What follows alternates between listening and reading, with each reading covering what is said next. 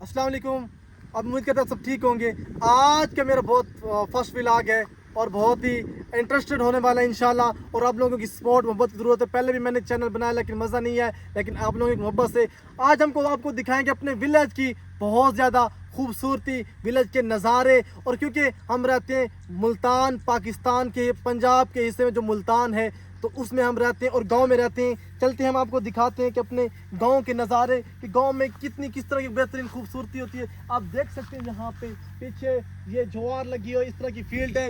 ये mango orchard है, देख सकते हैं। मुल्तान वैसे भी मैंगो ऑर्चर्ड के हिसाब से बहुत खूबसूरत और बहुत फेमस है। आगे चलते हैं, आपको दिखाते हैं, क्योंकि आजकल सीज़न है राइस का। राइस की पनीरी लग रही है और ये सामने राइस का फील्ड है। फील्ड आप देखिए, यहाँ पे पानी लगा हुआ है और लोग उसकी पनीरी बना रहे हैं। पनीरी निकाल के फिर धान लगाएंगे। इस तरह की बहुत ही चीज़ें मज़ेदार होती हैं हमारे विलेज की। आप हमारे साथ जुड़े रहिए और हमारे व्लॉग देखते रहिए, आपको बहुत मज़ा आएगा। और आप लोगों की सपोर्ट की ज़रूरत है, मोहब्बत की ज़रूरत है। अस्सलाम वालेकुम।